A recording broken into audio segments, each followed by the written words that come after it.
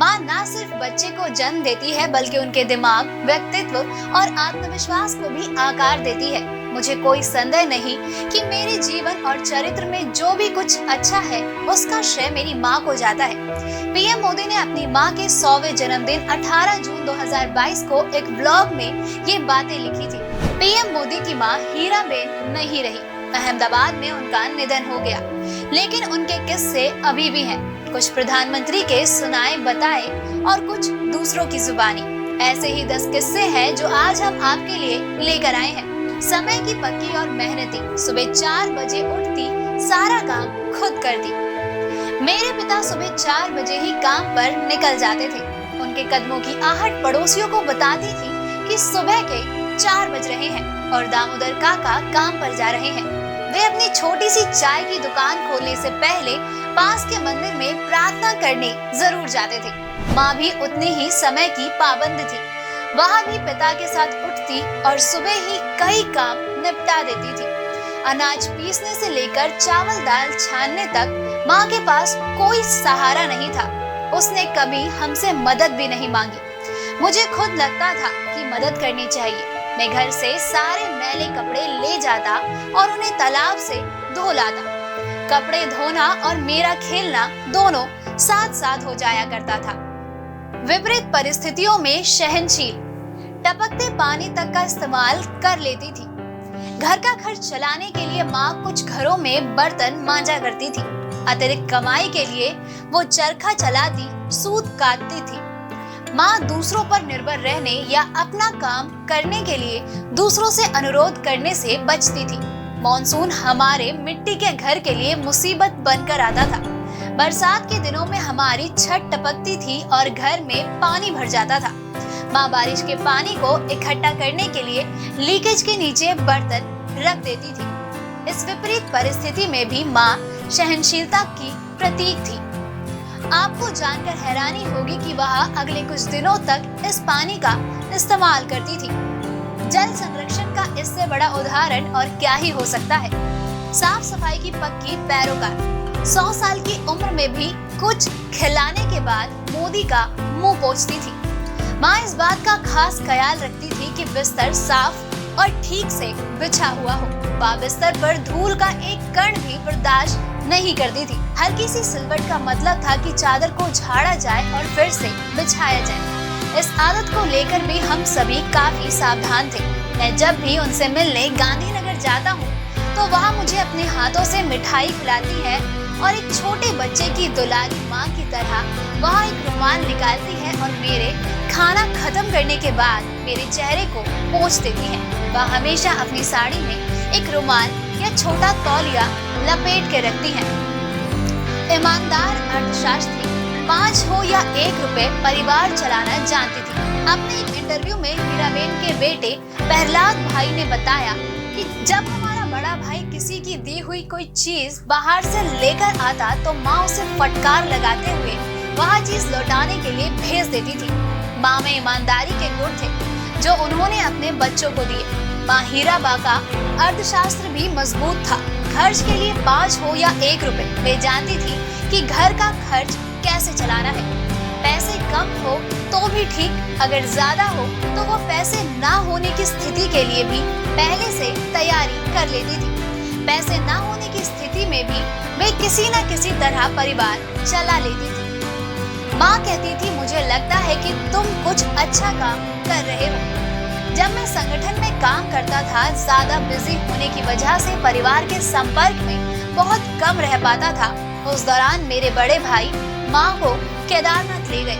वहाँ स्थानीय लोगों को ये पता चला कि नरेंद्र मोदी की माँ आ रही है। वे सड़कों पर बुजुर्ग महिलाओं से पूछते रहे कि क्या वे नरेंद्र मोदी की माँ है। अंत में वे माँ से मिले, उन्हें कंबल और चाय दी। केदारनाथ में उनके ठहरने की आरामदायक व्यवस्था की। बाद में जब वह मुझसे मिली तो बोली, ऐसा लगता है कि तुम कुछ अच्छा काम कर रहे हो क्योंकि लोग तुमको पहचानते हैं। बच्चों के लिए सजग, थकन देखी तो आधे रास्ते में गुड़ मंगवाया। माँ की ईश्वर में बहुत आस्था है, लेकिन साथ ही वह अंधविश्वासों से दूर रही और हमने भी वही गुण पैदा किए। पिता की इच्छा पर एक बार हमारा परिवार पूजा के लिए नर्मदा घाट गया था। 3 घंटे का सफर था। जबरदस्त गर्मी से बचने के लिए हम सुबह सुबह ही घर से निकल गए। वहाँ पहुँचने के बाद कुछ दूरी पैदल ही तय करनी थी। गर्मी बहुत तेज थी, पैदल चलना आसान नहीं था। हमने नदी किनारे किनारे चलना शुरू किया। माँ ने तुरंत ही हमारी बेचैनी को देख लिया। उन्होंने पिता से कुछ देर रुकने और आराम करने को कहा। माँ ने पिता से आसपास से थोड़ा गुड़ लाने को कहा। वे दौड़ते हुए गए और किसी तरह कुछ गुड़ ले आए। गुड़ और पानी ने हमें फौरन ही ताकत दी और हम सभी दोबारा पैदल चल निकले। उस तपती धूप में पूजा के लिए जाना, माँ की सजगता और पिता का गुड़ लेकर आना, वे सभी बातें मुझे आज भी याद रहती है। दूसरों की पसंद का सम्मान। मोदी के प्रयोगों को हमेशा प्रोत्साहित करती थी। मैं अपने भाई बहनों की तुलना में थोड़ा अलग हुआ करता था। मेरी खास आदतों और असमान प्रयोगों की अलग जरूरतों को पूरा करने के लिए माँ को अक्सर विशेष प्रयास करने पड़ते थे। माँ ने कभी इसे बोझ नहीं समझा, ना ही कभी इससे परेशान हुई। मैं अक्सर कई महीनों के लिए नमक छोड़ देता था, कई हफ्तों के लिए दूध या अनाज नहीं खाता था या केवल दूध पीता था। कई बार मैं 6-6 महीने तक मिठाई नहीं खाता था। सर्दियों में मैं खुले में सोता था और मटके के पानी से नहाता था। माँ जानती थी मैं खुद को परख रहा था। वह कभी मुझे रोकती नहीं थी, बस इतना कहती, सब ठीक है, जैसा तुम्हारा मन करे करो। घरेलू नुस्खों और कड़ी मेहनत के दम पर 100 साल किए पूरे। माँ को कई देसी नुस्खों के बारे में जानकारी थी। ऐसे में लोग उन्हें देसी माँ कहा करते थे। भले ही वह कभी स्कूल नहीं गई, लेकिन वह हमारे गांव की डॉक्टर थी। कड़ी मेहनत और देसी नुस्खों के दम पर ही उन्होंने अपनी उम्र के 100 साल पूरे किए। माँ दिन में 2 बार कुएं से पानी भरती थी, जिससे उनकी कमर मजबूत बनी रहे। वह रोजाना तालाब में कपड़े धोने जाती थी और इसके लिए उन्हें काफी सीढ़ियाँ चढ़नी होती थी। इससे उनके पैरों को मजबूती मिलती थी। पीएम मोदी को 18 घंटे काम करने की प्रेरणा माँ से ही मिली। अपने एक इंटरव्यू में हीराबेन के बेटे प्रहलाद भाई ने बताया कि हमारे पिता बहुत मेहनती थे और माँ पूरे दिन काम करती थी। पीएम मोदी दिन में 18 घंटे काम करते हैं। उनको ये प्रेरणा माँ हीराबेन से ही मिली है। वह अनपढ़ थी, लेकिन मेरे पिता और उनके पति दामोदर उनको धार्मिक किताबें पढ़कर सुनाते थे। वह शिवरात्रि और सावन के महीने में मंदिर आती थी, वहाँ पूजा करती थी। हर पुरुष की सफलता के पीछे एक महिला होती है।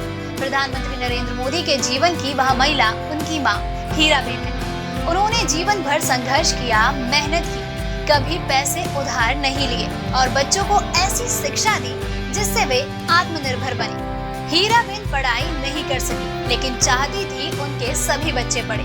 माँ की 15-16 साल की उम्र में शादी हो गई थी। शादी के बाद वो महसाण जिले से वडनगर में रहने लगी थी। आर्थिक तंगी और पारिवारिक वजहों से माँ तो कभी पढ़ नहीं सकी, लेकिन माँ चाहती थी कि उनके सभी बच्चे पढ़ाई करें। पीएम मोदी ने 7वीं तक की पढ़ाई वडनगर के एक प्राइमरी स्कूल में की। परिवार के पास इतने पैसे नहीं थे कि स्कूल की फीस दी जा सके, लेकिन माँ ने ना तो हार मानी, ना ही किसी से पैसे उधार लिए। हर बार वो कुछ ज्यादा काम करके स्कूल की फीस चुकाती रही। उस वक्त मोदी के पास स्कूल पहनकर जाने के लिए सिर्फ एक ड्रेस थी। ऐसे में जब भी मोदी की ड्रेस फट जाती तो माँ हीराबेन किसी और रंग के कपड़े का अस्तर लगा के उसे सिल देती, ताकि मोदी की पढ़ाई ना रुके। दोस्तों, अगर आपको हमारा ये वीडियो पसंद आया हो तो इसे अपने दोस्तों के साथ भी जरूर शेयर करें। और अगर आपके पास हमारे कोई भी सवाल है तो उसे कमेंट में लिख के हमें जरूर बताएं। जल्द ही आपसे फिर मुलाकात होगी एक नई वीडियो पे, एक नए टॉपिक के साथ। तब तक के लिए नमस्कार।